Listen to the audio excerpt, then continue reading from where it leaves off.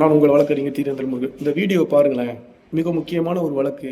இந்த கடற்கரை ஓரத்துல, குறிப்பா மன்னார் வளைகுடால தொண்டிக்கு பக்கத்துல வந்து சீசூர் ஏரியா தான் முழுக்க. பார்த்தீங்கன்னாக்க மன்னார் வளைகுடா, அது எங்க ஊரு புடுங்கதுல.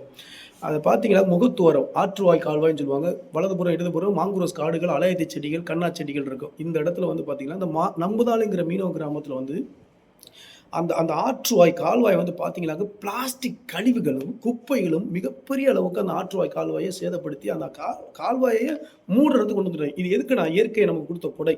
படகு கட்டுவதற்கும், புயல், வெள்ளம், சுனாமி போன்ற காலங்கள்ல வந்து மிகப்பெரிய அளவு கடல் கொந்தளிச்சா, படகுகள வந்து பாதுகாப்பா கட்டுவதற்கு இந்த இயற்கையே நமக்கு வந்து இந்த இடத்த நமக்கு குடுத்துச்சு. ஆனா, இத முழுக்க முழுக்க இன்னைக்கு என்ன பண்ணிட்டானுங்க, அது குப்பைய கட்டி மோசமான இடமா கொண்டு வந்துட்டானுங்க. அந்த இடத்த சுத்தம் பண்ணி, படகு கட்டுதள அமைக்கணும்னு சொல்லி, இரு பக்கவாட்டுலயும் வந்து பாலம் அமைக்கணும்னு சொல்லி, அந்த குப்பைகள், பிளாஸ்டிக் கழிவுகளுக்கு கொட்டக்கூடாதுன்னு சொல்லி பொதுநல வழக்கு போட்டிருந்தோம். 1 வருஷத்துக்கு முன்னாடி அகற்ற சொல்லி மாண்புமிகு நீதிமன்றம் உத்தரவிட்டுச்சு. ஆனா, இங்க நடைமுறைப்படுத்தல. மறுபடியும் இந்த வழக்கு தூசி தட்டி 2வது வழக்கா நாங்க போட்டு கண்டெம்ப்ட் கொண்டு போது, நீதியரசர்கள் வந்து உடனே கடுமையா நெத்தி எடுத்து சார்ஜ் பண்ணோனே, இந்த ஒரு 6 வாரத்துல நாங்க சுத்தம் பண்ணிருவோம். அதுக்கான நிதி உதவி ஒதுக்கிட்டோம்னு அரசு தரப்பு சொல்லியிருந்தாங்க. ஆற்றுவாய் படுகை வந்து தொண்டி, முள்ளிமலை, மோர்ப்பண்ணை, காரங்காடு போன்ற பகுதியில் வந்து இயற்கையா படகு கட்டுவதற்காக உருவாக்கப்பட்டது. இதுல தான் வைகை ஆறு வந்து அது முடியும் வந்து இந்த இந்த மாரி ஆற்றுவாய் கால்வாயில தான் வந்து வைகை அணை வந்து கரையும். இப்போ வந்து முழுக்க முழுக்க இந்த சாலை கிழக்கு கடற்கரை சாலை போட்டனால, பாலங்கள் நெறைய போட்டனால, அந்த ஆற்றுவாய் முகத்துவாரத்த அடைச்சுட்டாய்ங்க.